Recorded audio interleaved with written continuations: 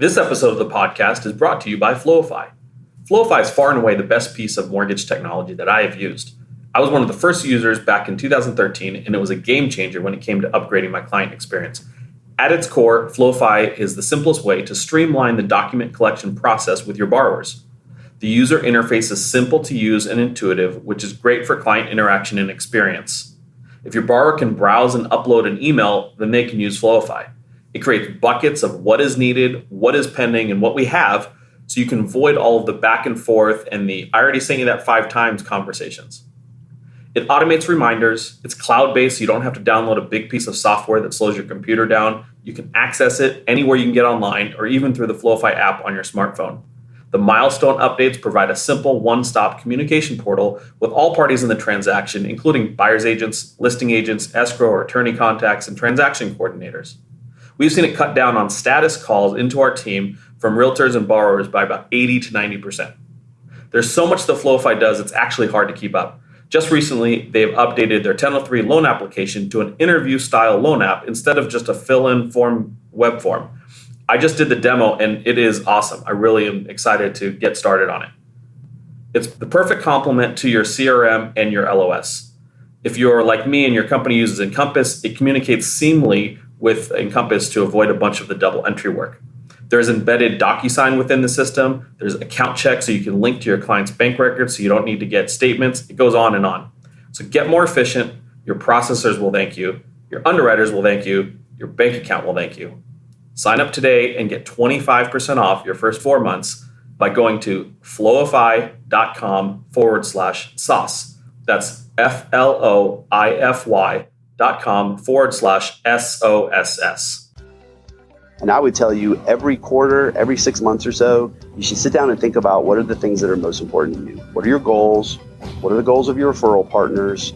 Where do you see yourself next year? What's working? What's not working? What do you like? What do you not like? And then do those things line up with your current business model? You are listening to the Loan Officer Strategy Session podcast, where top producers answer your mortgage origination questions. To get your questions answered, check out our Facebook group, Loan Officer Strategy Sessions, or submit direct to the website for upcoming episodes at lostrategysessions.com. Now, here's your host, Andrew Sauce. Welcome to Loan Officer Strategy Sessions. I am your host and fearless leader, Andrew Sauce. Today on the show, I spoke with Eric Levin with Model Match. Model Match is a subscription-based software company, which is effectively a CRM for recruiting. It uses publicly available data to verify volume and product mix for prospective loan officers, and then uses a proprietary algorithm to score each potential candidate against a set of criteria for their lender clients. They also recently merged with a company called Hammer House, which has been a mortgage recruiting company for over 20 years. And so they now offer kind of a full suite of services from just the software to a full end-to-end recruiting service for lenders and branch managers who are looking to bring on talent. I recently retained Model Match to do a little recruiting for my branch here in Southern California. By the way, if you know anybody who's looking to make a move in Southern California, please put them in contact with me. Shameless plug.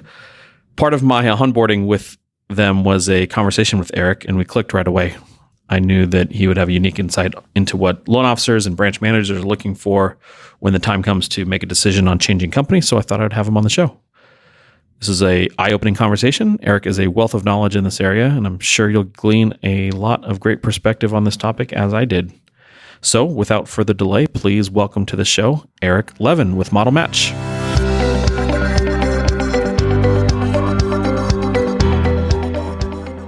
Okay, we are here with Eric Levin with Model Match. Eric, thanks for joining us today. Thanks for having me. Good morning, or it's almost afternoon my time. And morning our time, yeah, first thing. So this is going to be a bit of a departure from our normal guest. We normally have top producing loan officers. You are not a licensed loan officer, and you actually are the founder of a recruiting company that focuses on the mortgage space. And we had some discussions over the past couple months doing a little bit of recruiting for my branch. And some of the discussions that we had, I thought were pretty fascinating with regard to your view on the industry. I thought you'd be a good guest to share some of what your views are, since you're in a unique position to have talked to a ton of loan officers who were or were not considering a change potentially. And maybe we can just talk through what are some of the things that loan officers should be looking at, and also branch managers should be looking at when it comes to choosing what company to work for and sort of what value propositions are important to them. And just thought we'd have a conversation about that. But before we dive into that, I would like to give you a couple minutes to sort of describe how you got into this industry, how you got into doing what you're doing, and we'll go from there. Yeah, no problem. It's funny when I hear you say we're going to talk about, value propositions and considering is someone in the right place, and not that you didn't say it wonderfully, Andrew, you've got the perfect podcast voice, but it sounded kind of boring. So I'm hoping, I thought to myself, boy, I hope when I talk about value propositions, but anyway, I hear what you're saying, and we'll probably bounce all over the place. Sure. When I got into this industry, which we're pushing 20 years now, I was 8 years old, so I'm super young still when I first got in. But I don't believe you. The only thing, what I knew about mortgages was that I had one at the time. So that was my experience in mortgage banking. I was an athlete, at least in my own brain, in high school. Ended up kind of going a different route in college and got a degree in communications and PR and went to work on my master's up in New York in kinesiology, and then decided I liked working and making some money, and I dropped out of that master's program pretty quickly, actually. Ended up in North Carolina and got introduced to someone who was a recruiter. He had a recruiting firm for years in the Eastern United States, a little boutique firm, and I was attracted to it because it was so entrepreneurial. I had a small business prior.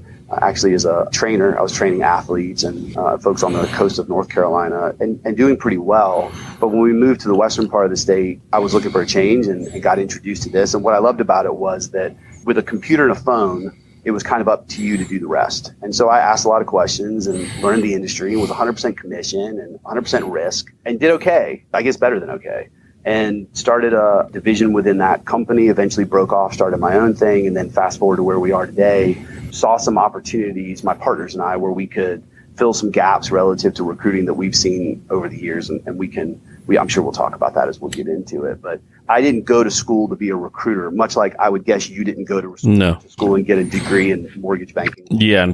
In fact, I've asked this question to everybody on my podcast, and nobody actually grew up wanting to be in the mortgage industry.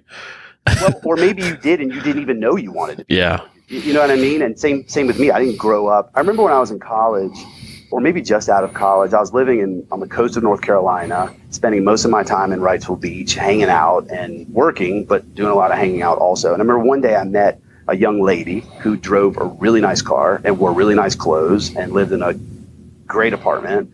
And I asked, what do you do for a living? She said, I'm a recruiter. I didn't even know what that meant at the time. And I blew it off until years later when I was introduced to this industry. And I don't think what we do is really recruiting. It's much more relationship building. So if you enjoy meeting people and talking to people and learning from others, all of a sudden maybe the industry just chooses you. And mortgage banking maybe a little bit is like that, especially if you're purchase driven and your business is coming from referral partner relationships that you've built trust with over time. But I kind of fell into it, maybe a little bit like the way that you did. Mine was a means to an end. I needed to make some money. I was married. We owned a home. The industry that I was in when I was doing renovation work, actually, but the person I was working with had a family thing happen that caused him to get out of the industry, and I wasn't in a position to do it myself. And so it was timing, and it was a means to an end. I had to pay the mortgage. Yeah. But I saw this as a way to build something from the ground up after it had some smaller businesses prior. So that's how I got into it. So you're very entrepreneurial. Sounds like you've no issues with tolerance of risk. I think entrepreneurial is kind of a funny word. When I was a kid, or maybe even in college and you're taking business classes, being an entrepreneur means something. And then later in life, and you and I had this conversation once, I think, and that was that sometimes being an entrepreneur just means that you're a bit of a control freak, maybe. And there's a point at which you'd rather just do it yourself in the beginning, even if that means you mess up 90% of it, at least you know what you're messing up. And then I can go try to fix it. Yeah, so, I mean, you're dying on your own sword, at least, right? If there's no money coming in this month, I know why. Yeah, there's no excuses. I think it's very easy when you're in technically I'm not an entrepreneur. I'm technically a W-2 employee, but I'd say in spirit, I'm an entrepreneur. And I think that's, part of what you deal with, sort of to dovetail into what your company does, is matching people with companies where there's overlap and alignment in values in what's important to them. And there's not, in all the discussions that I've had with people at dozens of different companies and with recruiters, there's not one place that is right for every single person. If it was out there, if there was a place that had the best pricing and the highest comp and every single product, everybody would be working there. And there's just not. There's no company that does everything to a level 10. And there's no person who cares about every single thing being to a level 10. They just don't know it. So maybe you could talk a little bit about, let's say, how does a loan officer, how do you think they should be looking at evaluating different options with companies? Because it's my opinion that 90% of loan officers are looking at all the wrong things. I think this is a great topic. So one of the spots that we start with is making sure that any organization, company that we work with, that we know as much about that organization as we can. Over the years, through the work that we've done, the conversations that we've had, and even surveys that we've performed, the industry has basically told us that companies and individual contributors, so loan officers, define their company or individual value proposition, business related, across 6 core components. There's business, operations, leadership, culture, technology, and geography. And there's a lot of things that fall underneath each one of those core components. So we'll sort of do an audit through conversations of an organization's value proposition across those 6 core components. What's really unique about our industry, though, Andrew, and I know you would agree with this, is that an organization is going to have a value proposition specific to those core components. But as you drill down to the regional and the branch level, they're going to change a little bit. There's certain things that are going to be locked down at the top of the house. And then there's other things that are going to be specific to that local leader and the geography, the market itself. So although XYZ mortgage company may be really, really great when it comes to Govy products, they might also have a branch in a market that's only 15% Govy. Mm-hmm. And so there's going to be something about that branch that's tweaked a little bit to support that market. Same thing with culture, same thing with leadership, certainly same thing with geography. Well, there's the other side of the equation now, and that is the individual contributor that may be at least open to exploring opportunities. Forget whether or not you're happy or successful, and not to bounce around too much, and you can pull me back when I start to get crazy ADD on you and flow in many different directions. But as an originator, aren't you asking the same thing of your referral partners that you built a relationship with in the beginning? What's important to those people? Mm. Then are you bolting something on about not only yourself, but your organization's value proposition that creates value for that referral partner? Well, if you're asking those referral partners to give that thought, and especially the ones when you're knocking on their door for the first time or walking into their office and introducing yourself or at an industry event or whatever, shouldn't you think about doing it yourself from time to time? Maybe it's just an internal audit to figure out what are the things that are most important to me relative to those core components or otherwise. And then what am I taking advantage of or not taking advantage of at my current company? That might lead you to a path where you explore something else, or it might lead you to a path where you realize there's some things about your current organization that you're not even taking advantage of. Mm-hmm. Or you're so used to it that you're taking it for granted. Absolutely. I mean, we are in a business where if you want, you can just be completely transactional and forget a lot about these other things. And quite frankly, I don't blame people, originators. And just for clarification, when I talk about an originator, or we as an organization at Model Match talk about an originator, that relates to the loan officer, the sales manager, the branch manager, the area manager, the regional, the divisional, the head of production, all the way up. Okay, so even when I have a conversation with a head of production or a president, I'm thinking about their value proposition relative to the originator. Because if I can bolt it onto the originator, well, I can bolt it onto the referral partners and so on and so forth. So just when I say LO, I could mean a branch manager. Sure. We're talking to a head of production for that matter, because we support across the gamut. So bringing full circle, I wrote an article years ago that's called Who Are You? So before you can even start to go through this process, you kind of need to think about who you are. And not only who you are just personally and professionally, but also how you relate to those 6 core components. So, Andrew, those are the things that I try to encourage people to think about, and we try to encourage people to think about, but it certainly doesn't start there. I mean, I hope that it starts with a conversation about how did you get into this business? Mm-hmm. Why are you a mortgage banker to begin with? I mean, I love those stories. I'm sure you do as well. I mean, how many are well, I was I talked to somebody not that long ago that said, I went to Duke University to study medicine. I think if somebody goes to Duke University to study medicine, they're probably on a pretty specific track to become a doctor, right? So they graduated from Duke and was either in between next level of schooling or doing some residency or something, and was at a party, and somebody from college or high school or a buddy walked into the party, and they were driving in a fancy car, and they were talking about these awards that they're winning, and they decided to do it part-time to make a little bit of money. Mm-hmm. Well, fast forward 15 years later, and they're running a market for a company, and they never finished medical school. Like, those are great stories that start to build trust with someone that hopefully then puts them in a position to just think about, well, what's different about you today versus back then? Yeah. What's different about your referral partners today versus 3 years ago? Those are the conversations that get us super excited, so that on the back end, we can make a suggestion as a consultant. This is what we're seeing, and maybe it wouldn't hurt to get you introduced to this person. Or, by the way, you're crushing it. Maybe what you need to do is focus more on some portion of your company's value proposition to help you achieve the goal that you just mentioned that you're trying to achieve this year. Yeah. So, super long-winded answer. Well, it's so specific to the person. I think that's the point, is that there's kind of the way I look at this is most people, I think, start off with the right intentions of, okay, I'm either going to make it work here at the company that I'm at, or I'm going to start evaluating options. Or maybe they're at the point where they're already like, I'm definitely leaving. I've got to start researching my options. And I think everybody kind of does the same thing. They create this matrix around all the different things that they think are important: pricing, products, service, turn times, marketing support, comp. Right? There's maybe 8 or 10 categories that people think about. Some of those are really tangible and quantifiable, and some are a little bit more esoteric and fuzzy. And the difficult part about this is, at the end of the day, the non-quantifiable things are actually the most important. And they're actually the things that most, like, heads of companies, heads of mortgage companies, people who are in management positions think about all the time. And those are the things that they will tout as their specialties. No head of VP of production or no CEO of a company is going to come out and say, our value proposition is we have the best pricing every day.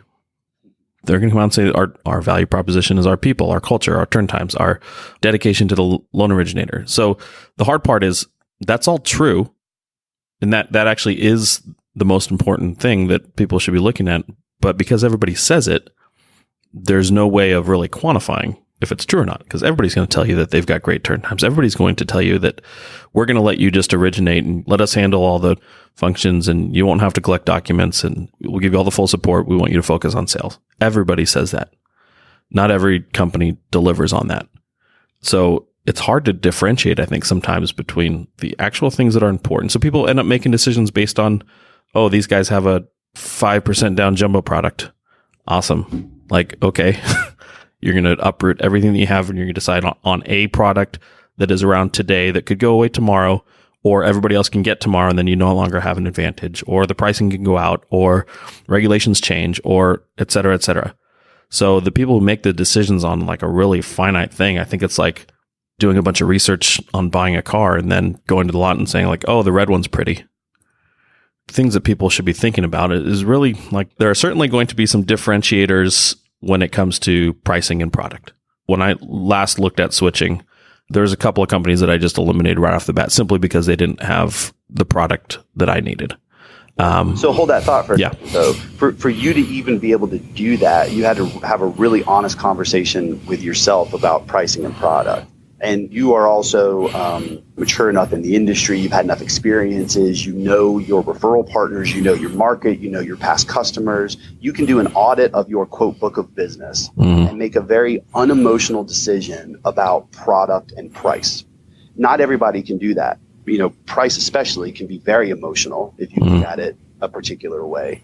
But you were able to come to some of these conclusions because you started at a place of honesty and without emotion relative to two things that were immediate disqualifiers for you or qualifiers. Yeah. So that was a great start, but you can back that up even further if you're doing a self-evaluation and just say, am I looking at this from an honest, unemotional, data-driven perspective?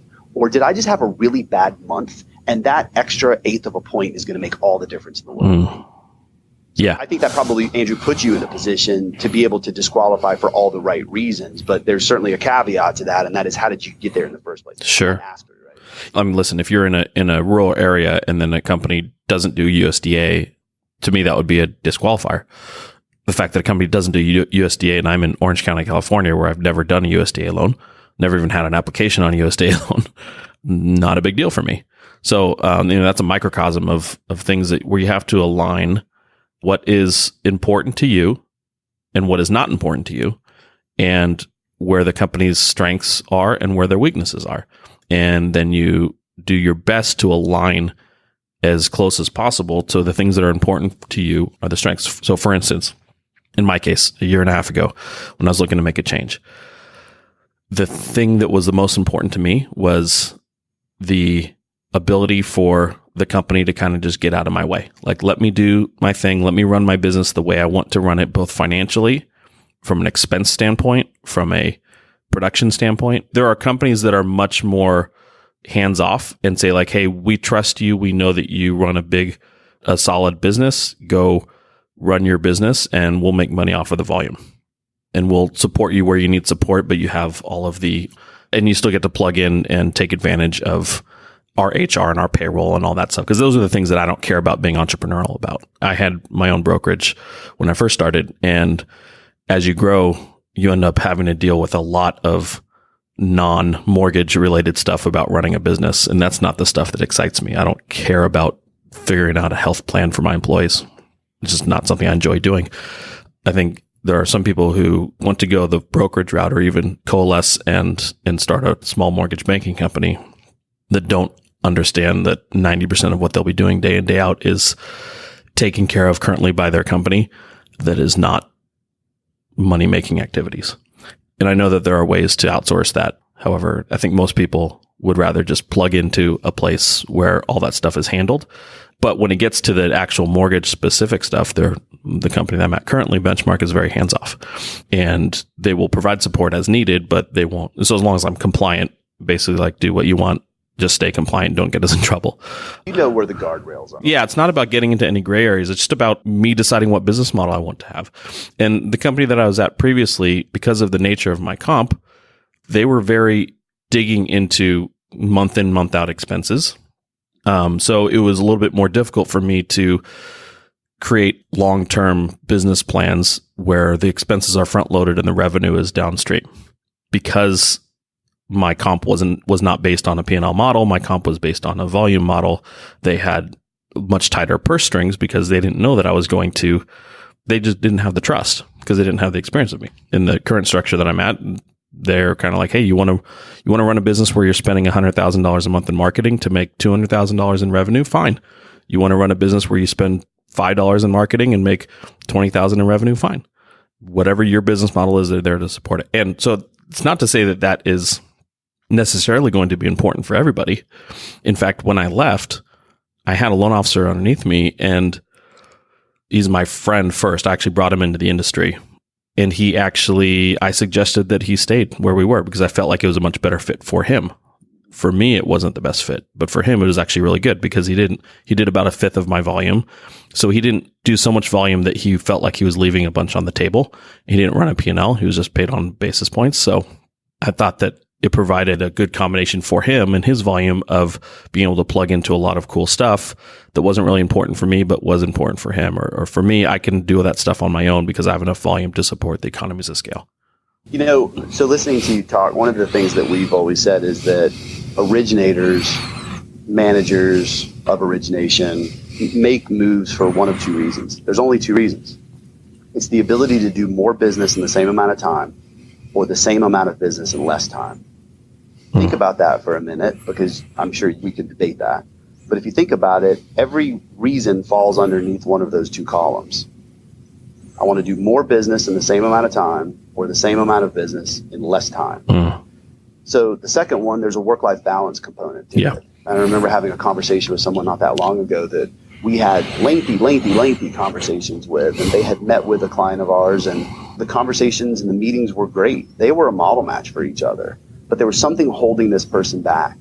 And I thought that this person had shared everything with us about what was important. We had been through product and price and process, the 3 Ps, so to speak. Yep. We've been through every 6 core component. We did a side-by-side comparison. It was clear this was the right move relative to the things that were most important to this person. But we couldn't figure out, why is this not happening? So one day I had a conversation with him, and it was just one of those grab you by the shoulder moments. What do you want? There's something you're not telling me. And forget telling me. Pretend like you're looking in the mirror right now. What is it that you want? And so finally, after all of this time, he took a breath and he got really frustrated and said, I bought a beach house 4 or 5 years ago, and I never get to go there. And it makes me crazy that I can't leave a little bit early on Friday to go to the beach house and spend time with my family. Well, bullseye. We just figured it out. So what do we need to do to make sure that you feel like the efficiencies are in place with this business model to allow you to have a little bit extra time to go spend at your beach house? There's nothing wrong with that, but sometimes we kind of forget it's okay to be a little bit selfish if that means that you're going to be in the right business model that creates the most value for you, your referral partners, and by the way, the company that you're with. Another quick story, I remember this is when I first started. It was one of my first clients ever who is still in the business today, super well-respected leader in this business, and not the easiest to have an initial conversation with. Let's put it that way. You better have your stuff together before you make that phone call. Well, either I had it together or I faked it till I made it, right? And we struck up a good relationship. This was a lender client? This was the head of production. Got it. At a company that's no longer around. Got it. And a relatively large national lender back then. Got it. And he told me a story about a $2 million a month originator in the Southeast that the company felt like, hey, this person could do $4 million a month. So get on a plane and go down there and figure out why is he doing $4 million a month. And so he got on this plane, and now he's seeing this as a positive thing. Hey, we're going to do what we can to help you do $4 million a month. You're going to make more money, you'll be able to retire early, whatever comes with $4 million a month. He has this long conversation. The originator doesn't say a word. At the end of it, he looks him in the eye and he says, I have a boat, and that's what I want to do. And so you can either take my $2 million a month so I can spend time on my boat, or I'll take the $2 million a month somewhere else. It was a real eye-opener for him that you can't assume to know what's important to everybody unless you ask them. But you asked me at the beginning here, what do we try to do, or what should people think about when it comes to that evaluation process? And I would tell you every quarter, every 6 months or so, you should sit down and think about what are the things that are most important to you. What are your goals? What are the goals of your referral partners? Where do you see yourself next year? What's working? What's not working? What do you like? What do you not like? And then do those things line up with your current business model? And sometimes what it means is you need to have a really honest conversation with leadership at that company. But before you do it, you have to have it with yourself. And I think too often that's not what happens, Andrew. What happens is you wait until you're in a moment of pain. That rates go up, or you lose a product, or an operations a region or gets shut down, and now you feel like your favorite underwriter is no longer with the company, and now I'm ticked off and I have to make a move. Well, those are the moves that end up with really low retention rates because it wasn't a thoughtful change. That's what we try to do when we work with individuals in just helping them explore, but also companies as it comes to their own recruiting efforts, because quite frankly, companies on the other end of this equation make a lot of mistakes along the way. And those mistakes lead to bad hires, poor retention rates, a lot of money spent that, by the way, that money then negatively impacts the people that are already at the organization. Sure. Right? And it has this circular effect that can be either really, really positive or really, really negative. Sure. So from a recommendation standpoint for your clients, so just to be clear here, your clients are lenders who are looking to recruit talent, recruit sales staff mainly. What are some of the mistakes that you see them make? I'll make some assumptions and some guesses. Chasing volume over any other considerations has to be right up there. Yep, that's up there. Right. Not really thinking about who is, well, we'll use your company name, Model Match. Like who is going to really fit within our system? And maybe it's somebody who's doing 2 million and not 10 million a month because it just isn't the right culture fit. Doesn't mean that they're a bad person. Doesn't mean that they just run their business in a way that the net is not as positive over the overall. So not being protective around culture, not being protective around your existing staff, my guess is probably right up there with some of the bigger mistakes that people make. Absolutely. I think another one is also, how are you motivating the street to recruit? Are they motivated by numbers that then motivate them in the wrong direction?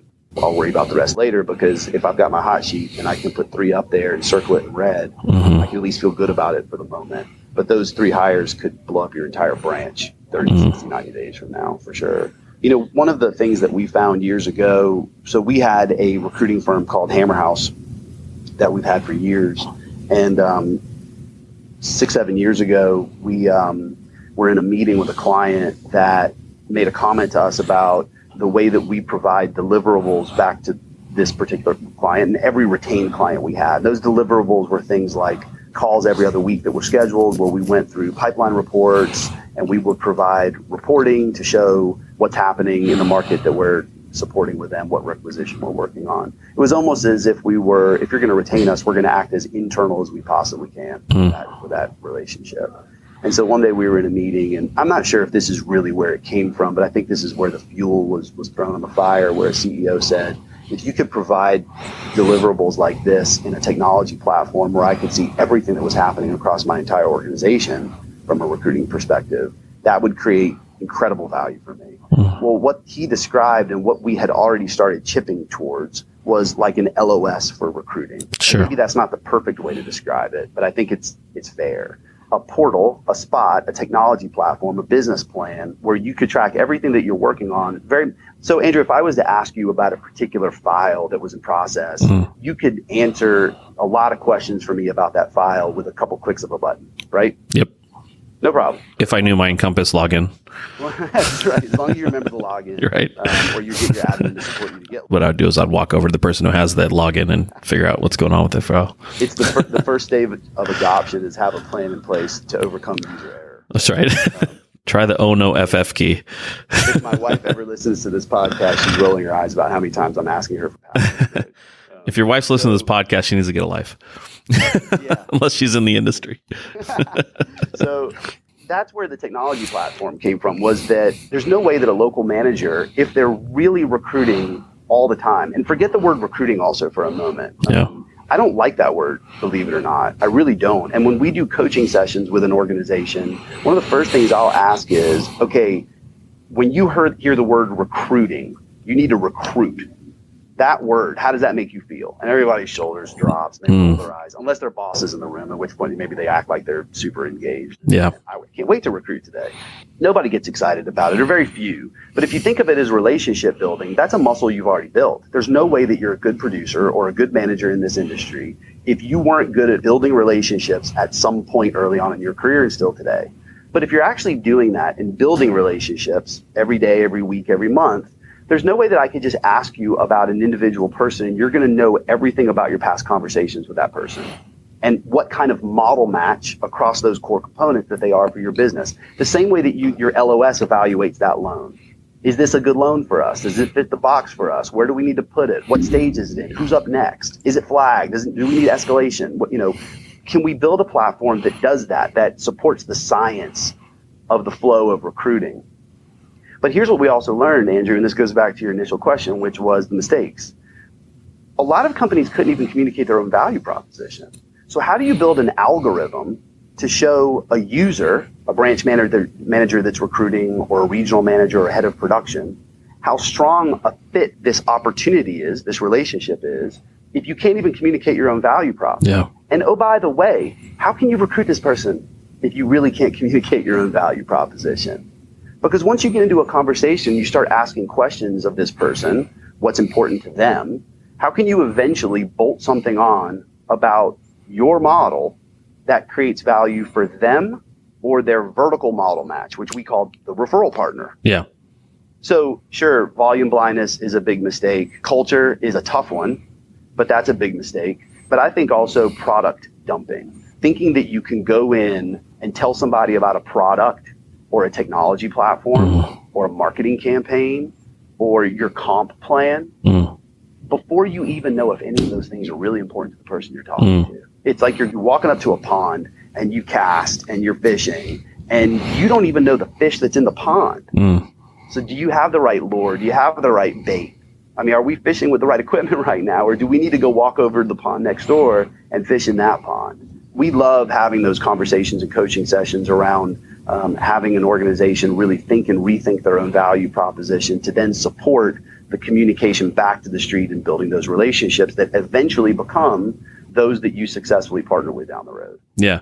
So I did this exercise when I retained you guys, and it was actually pretty thought provoking because I know what's important. I know why certain loan officers would be really helped by being in my branch. I know that intuitively.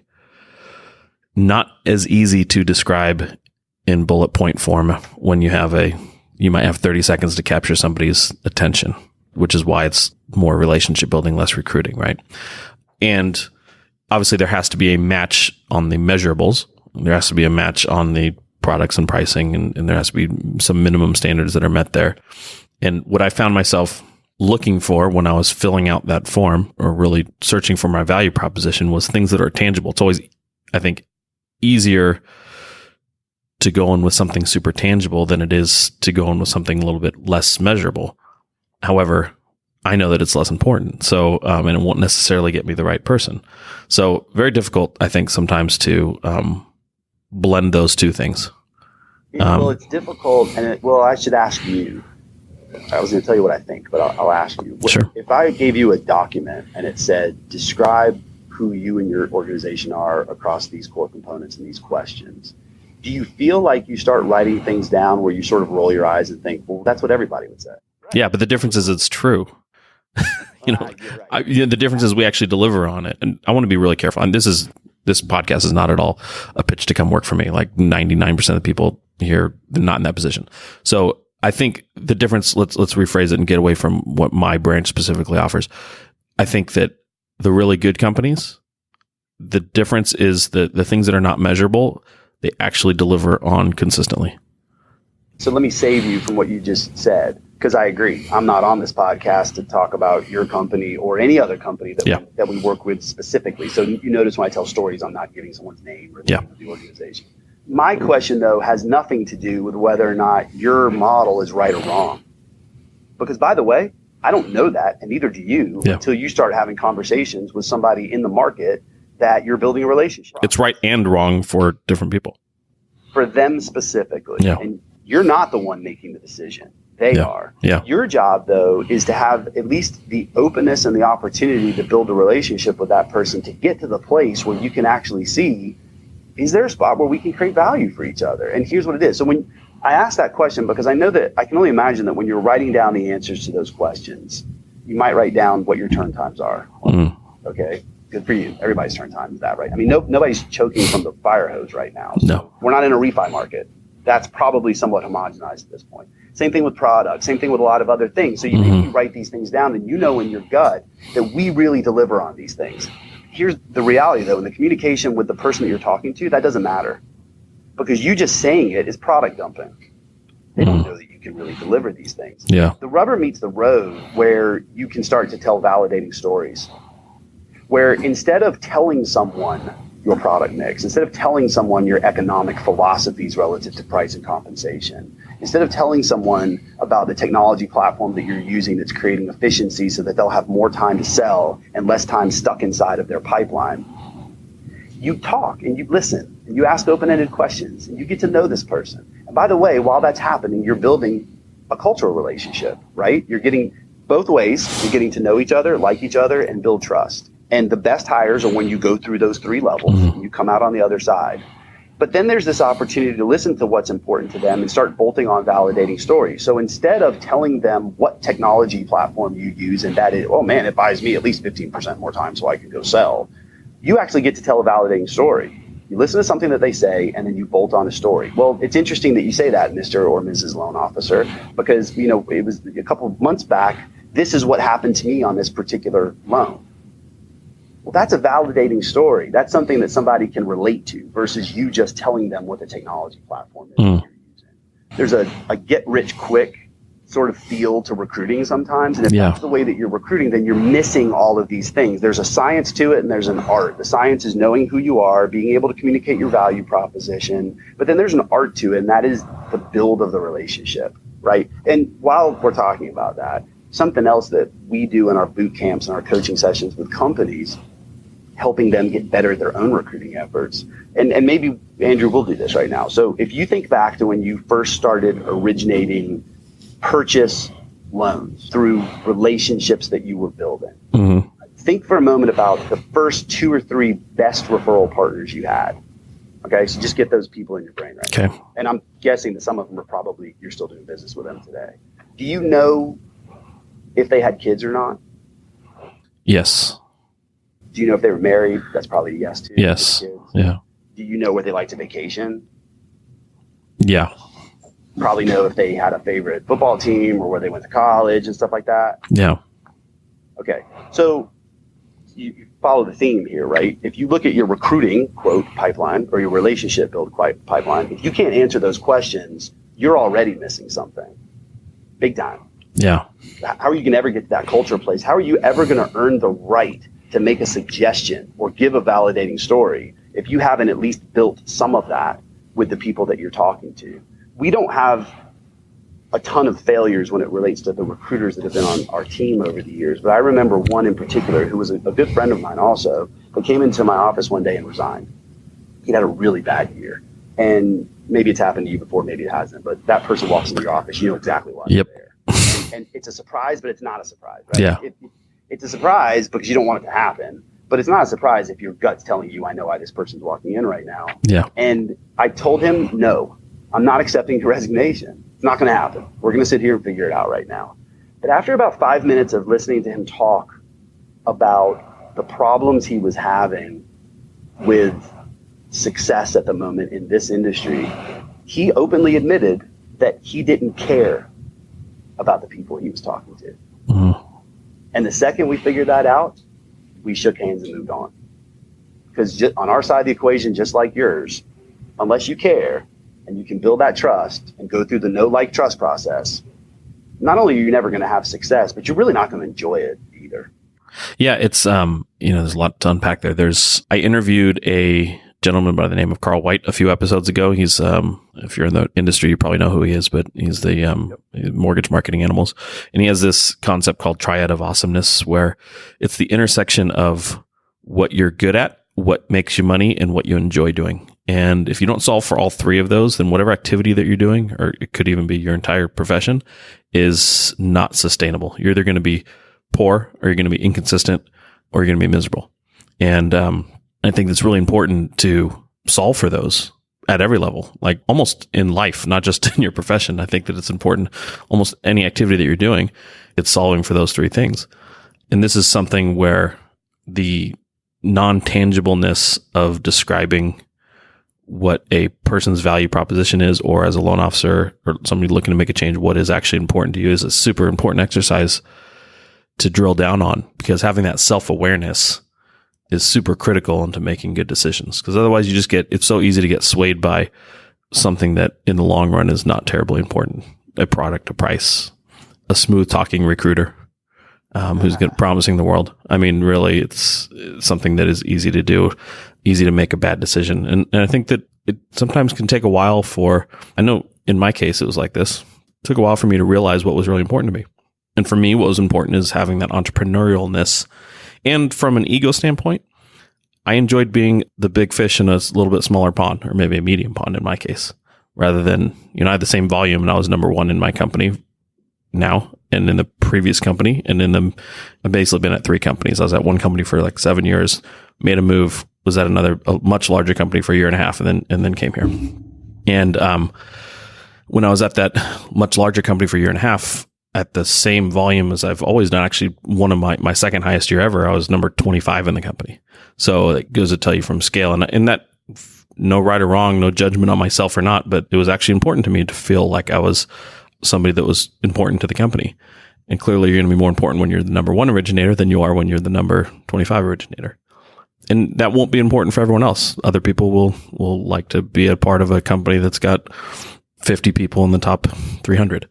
And for me, it just was more important to have that more entrepreneurial spirit, to be at a little bit smaller, more family-based company. Not for everybody, but for me, that's what it took.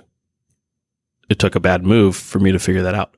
And also for me, what's really important is the consistency in underwriting, the consistency in turn times, the consistency in products. A company that really knows their lane and is really, really good at what they do and doesn't mess around with trying to do too many things and spreading themselves too thin. And even sometimes I'm asking them to do things that are not in their lane because it would benefit me. And they've been pretty firm around saying, like, listen, like when you came on board, we knew that we're going to be really good at 90, 95% of the stuff. And there's going to be 5% of stuff we're going to have to leave on the table. And so I have respect for that. And I think that every company is going to be like that, whether they tell you that or not, whether they're as transparent or not. Every company is going to have 90% of stuff that they do well and 10% of stuff that they just don't do well. Well, look, the beauty of our industry is a loan may be a loan, but how you get from point A to point Z and all the art in between can be very different from company to company.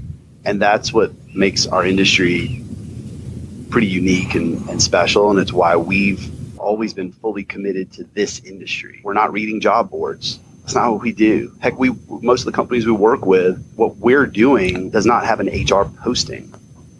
It's strategic growth. Just like you as an originator and the originators you support, in one way or another, they're looking to grow. It may not always be to grow their volume, but grow something about their business. Our industry doesn't survive. Companies don't survive if they just decide that, hey, it's okay if we lose 40% of our volume. I mean, for the most part, that's not okay, right? Yeah. So when you go through this evaluation process, man, Andrew, you're right. There's a lot of potential model matches on the surface.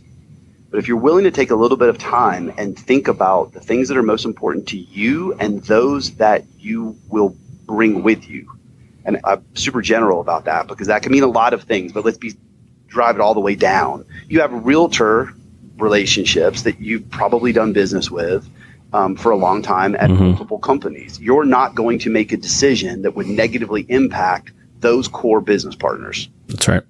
So let's just start there.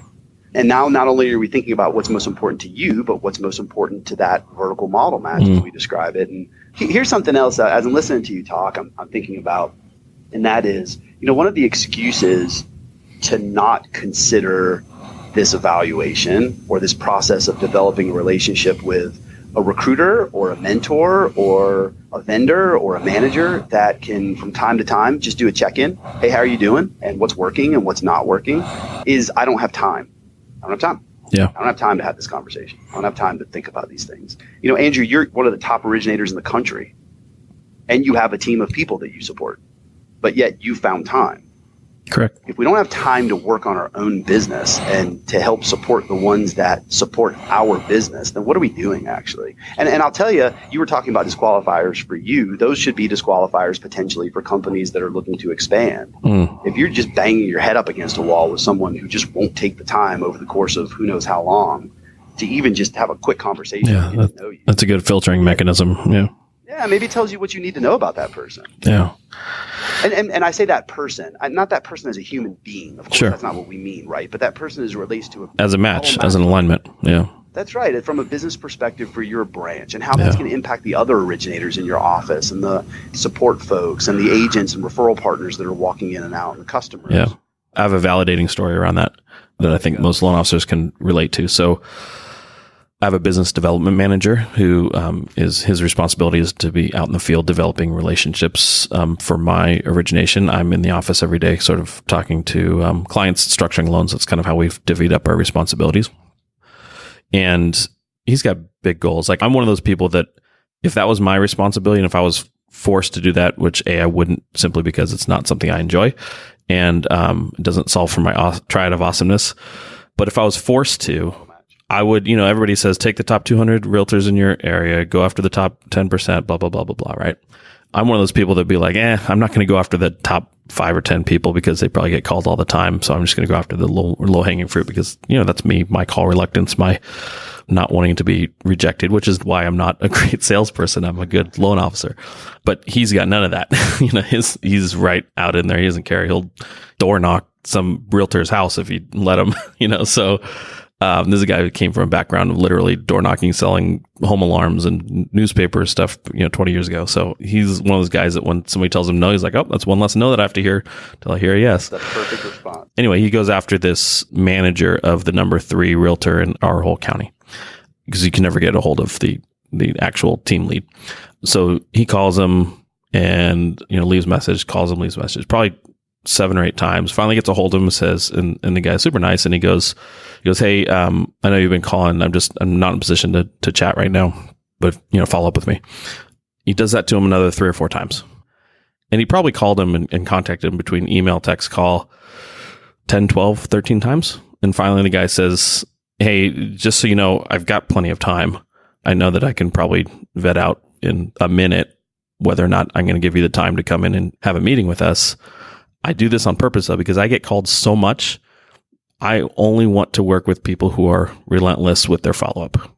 And you've now called me enough times where you've earned the meeting. And so we got the meeting. Now this is probably top 2 or 3 realtor that I work with. This is 4 or 5 years ago now. This is somebody that I would consider this realtor specifically is now one of my probably top 2 or 3 friends just in life. We've traveled with his wife, like me and my wife and him and his wife went to New York. We've done family vacations together. Like this is somebody that he was able to develop because he had this relentlessness, and the way that this realtor, because he gets called so much, filtered was he just used that as an easy filtering mechanism, knowing that 95% of the people will stop calling after 3 or 4 times. Unless it's on some auto drip, but he was actually calling. So it's just the way that he filters out his vendors. That's a great story. And there's a lot of ways to look at that. I'm sure that there's a lot of people that might listen to that story and say, man, if that's what this person's doing, I forget that. I don't ever want to have a relationship with that person. I shouldn't have to earn it by doing those things. But it's also an example of, it sounds like this person they didn't hang up.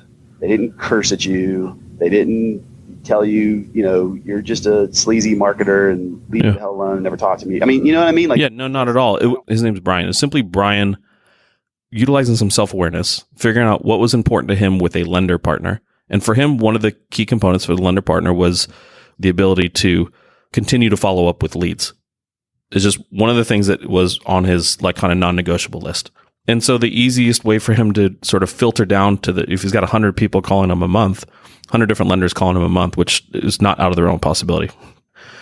The easiest way for him to filter that down to the 5 who will exhibit really strong follow-up characteristics would be to only talk to those 5. And obviously, if they're following up with him that strongly, they're probably going to be following up with the leads that strongly. So it's simply just a matter of self-awareness around he drilled down on what's important to him and use that just simply as a filtering mechanism to then talk to the 5 who he might want to do business with. And I don't know how many, what those numbers are, but I just do know that he used that as a way of figuring that out. And then the guy on your team, I think you said Aaron. Yeah.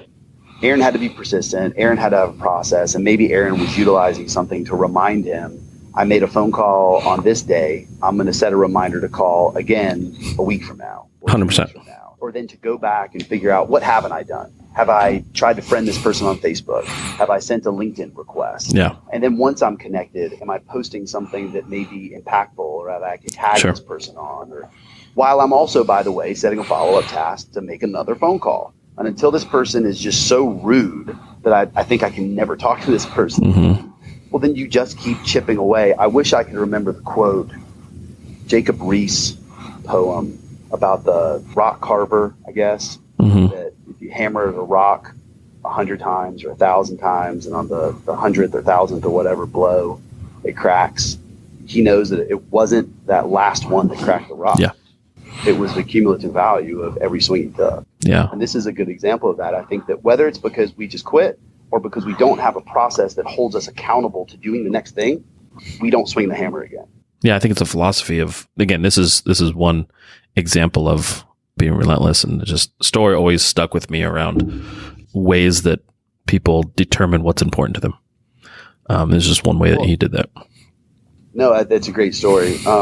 You think about other situations also, and maybe folks listening to this that have their own experiences recruiting probably have stories where they swung the hammer a couple of times and then they got busy, rates dropped a little bit, or maybe they picked up a new account and got super busy, and 6 months goes by and you didn't swing the hammer again. Not because you didn't want to try this person one more time or 3 more times or whatever.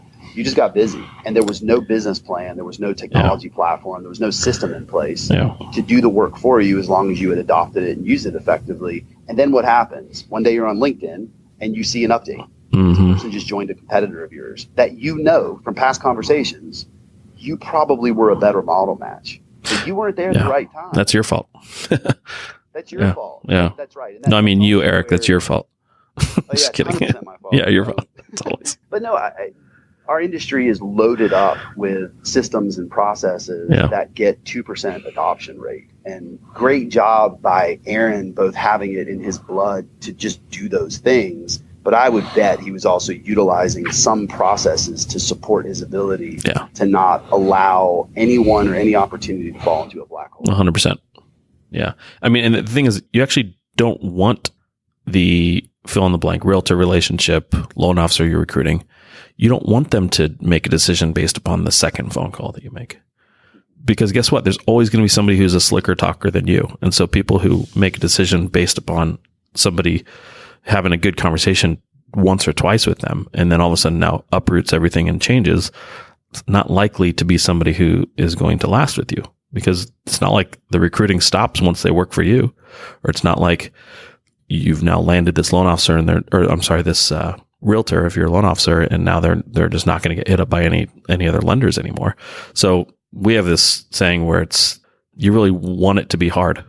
You don't want the realtor who doesn't have a good lending relationship. You actually want the one who has a lending relationship, and you want to do what it takes to work that, because that's going to be a more lasting thing than somebody who comes along with the shiny ball and is able to offer them something different. You have data that shows that referral partner is someone that you should probably want to do business with, because they've been doing something all this time to be able to have that data, which means they're working with another lender. Yeah. That you can see this person or this opportunity is something that I should make an effort to try. The other thing is, whenever that referral partner is making a decision to do a loan with you out of a place of pain, maybe something fell apart at the goal line, and now they're coming to you on I need you to fix this problem. If you don't turn that pain into a want, it's a transaction. Yeah. You might have gotten a commission off of that. You might have saved the day for everybody. Yeah. But until you turn that pain into a want, that's not your relationship. Yeah. You still don't own it yet. And I see that happening a lot also, not only with building relationships with referral partners, but also making a move. Hey, I joined this company because I have a pain that's relative to a product priced out of the market, or I really want my underwriter sitting next to me in the branch, and this company can solution for that pain. Well, you never considered what were also the wants for yourself and the referral partners that back your book of business. And now I'm seeing this person make a change every 6 months. Yeah.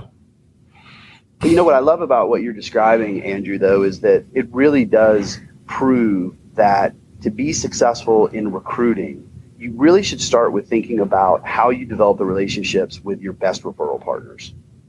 Yeah, and do more of that, right? Absolutely. Stop thinking about recruiting and start thinking about relationship building that way. Yeah. Because you've already done it.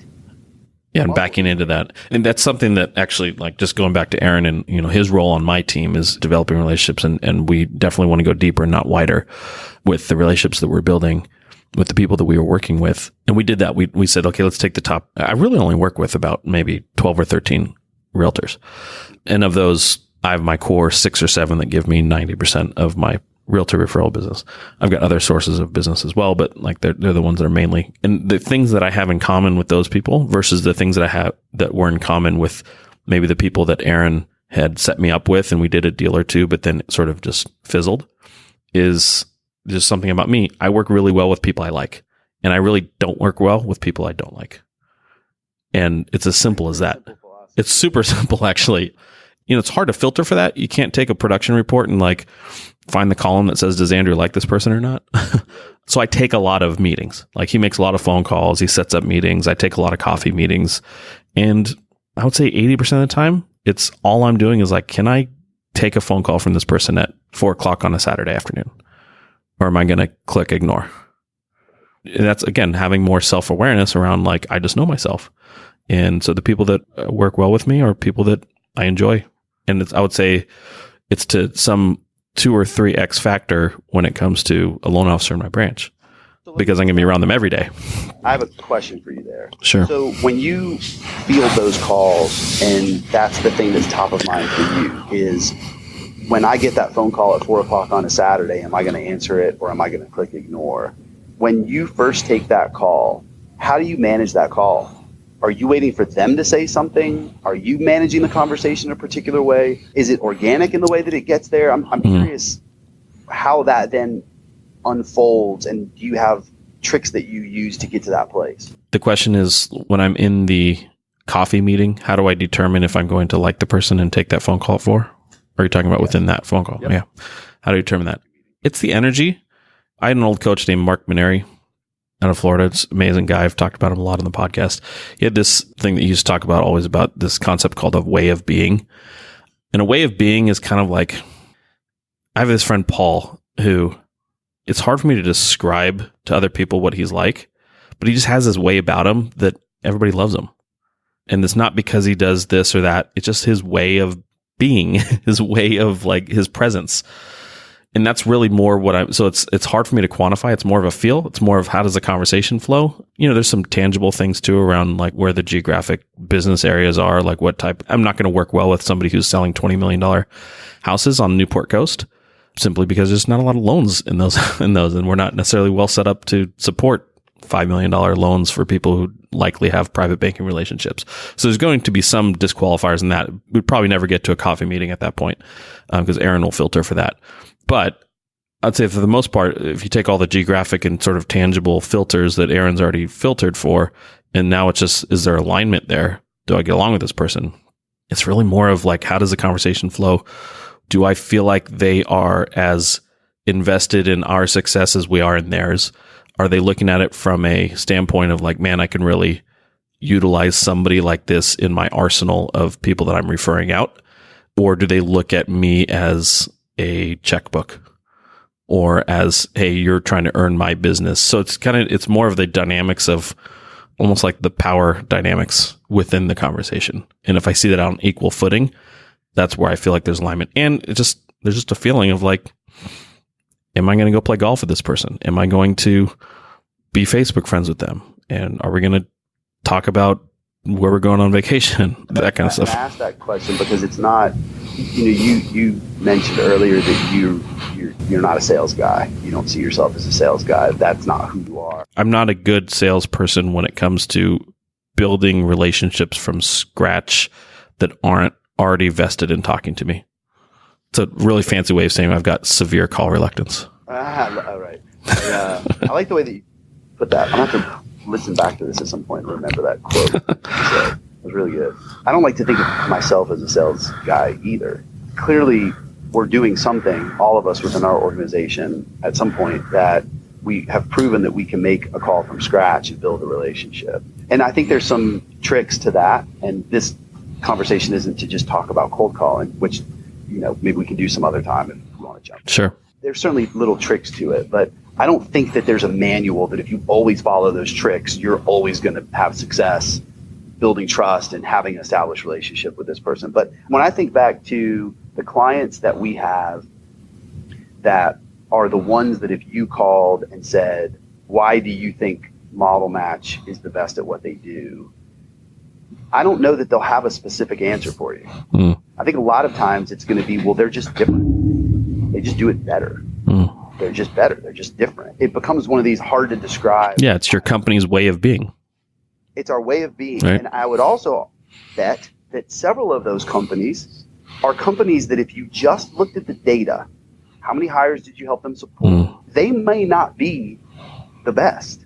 But those numbers might actually be low. And on the outside, you could maybe make an argument that, well, were you really successful?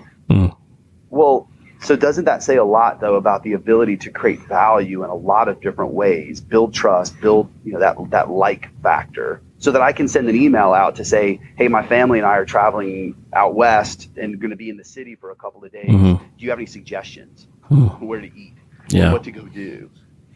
So I asked you that question because there's an art to that, right? The ability to ask open-ended questions, to see if you can bolt onto something together where you have some like-minded qualities. that then eventually lead to business opportunities, that then eventually lead to that place where, as a recruiter, and when I say recruiter, I don't mean a third party, I don't mean internal, I mean the branch manager, the regional manager, the production, you that might be recruiting to fill empty desks in your branch, to then make a suggestion, based upon something that's important to that person that you're talking to.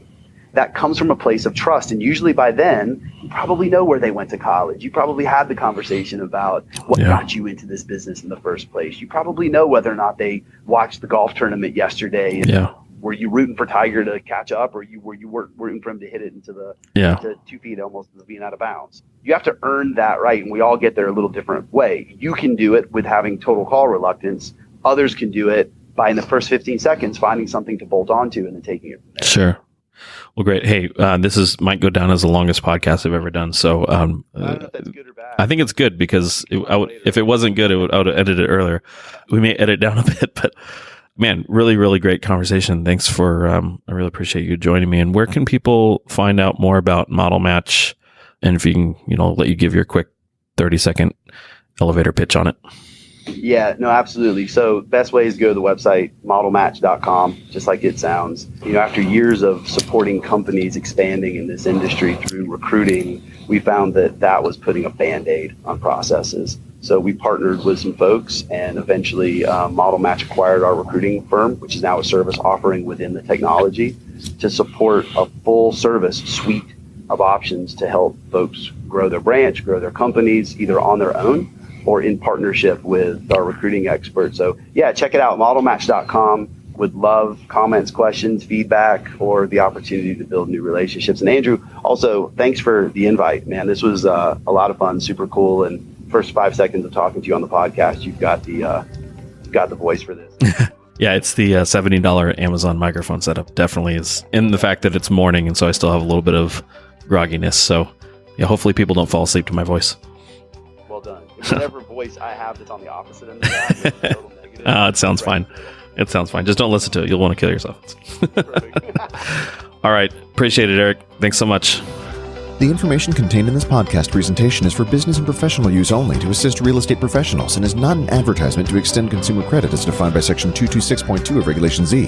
Arklatex Financial Services, LLC, NMLS number 22142 DBA Benchmark Mortgage makes no representations or warranties of any kind, expressed or implied, about the completeness, reliability, suitability, or availability with respect to the information, products, or services. All loans subject to borrower qualifying. Other restrictions may apply. Branch Manager Andrew Sauce, NMLS number 259002. Branch located at 140 Newport Center Drive, Suite 210, Newport Beach, California 92660. Contact the branch by calling 949-258-9555. Equal housing opportunity.